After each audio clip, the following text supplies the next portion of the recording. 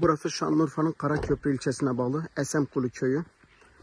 Burası 750 yaşında Türkiye'de ilk ekilmiş fıstık ağaçlarının olduğu yer. Antep fıstığı diye bilinen Urfa Kenten köyünün fıstığının ekildiği yer.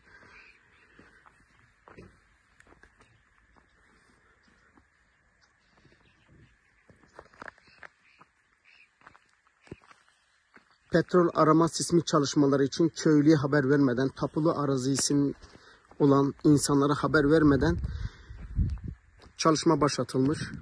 Köy muhtarı Mehmet Öncel benim de haberim yok diye bizlere söyledi. Bu alan, şu anda görmüş olduğunuz alan Roma dönemine ait kaya mezarlarının olduğu yer ve 250-300 yıl önce köyün yerleşim alanı olduğu yer.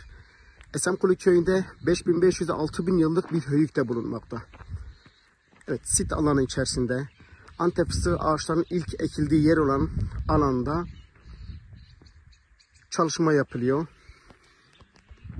Ağaçlar kesiliyor. Fıstık ağaçları, incir ağaçları, zeytin ağaçları ama en çok da fıstık ağaçları ve 2000 yıllık kaya mezarlarının olduğu Roma dönemine ait kaya mezarının olduğu alanda şu anda çalışma yapılıyor.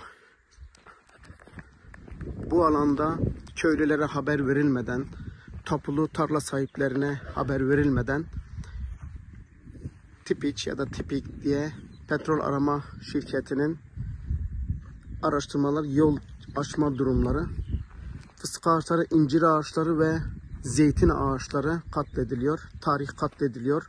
Bu alan Roma dönemine ait 2000 yıllık kaya mezarlarının olduğu bölge. Sit alanı burası.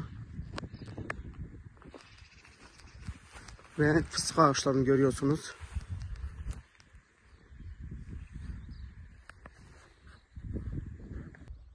Ve Roma dönemine ait kaya mezarlarının olduğu alan.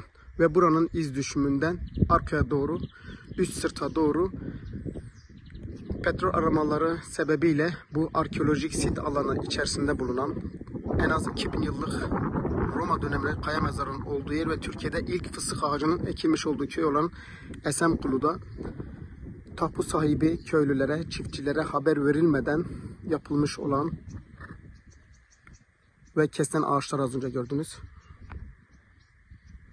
Rahmetli babam bu fıstıkları ekti. Mesela çukurları ekti, ağaçları ekti, incir, fıstık, zeytinleri ektirdi.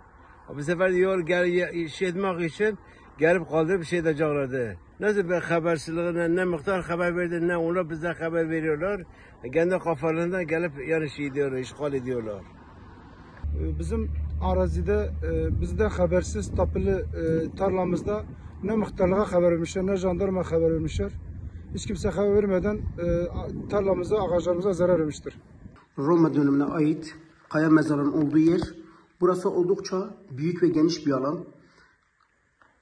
Muhtemeldir ki ölü defnedilmeden önce dini ritüellerin, ibadetlerin yapıldığı alan olabilir. İnsan eli ve emeğiyle oyulmuş doğal kayanın oyularak yapılmış en az 2000 yıllık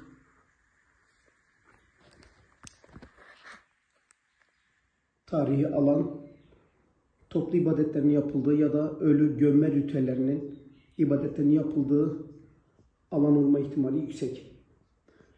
Belki de Hristiyanlık döneminden sonra da kilise olarak da kullanılmış olma ihtimali bulunmakta. Çünkü Esemkulu köy merkezinde höyüğün yanı başında kilise taban mozaiklerde bulundu.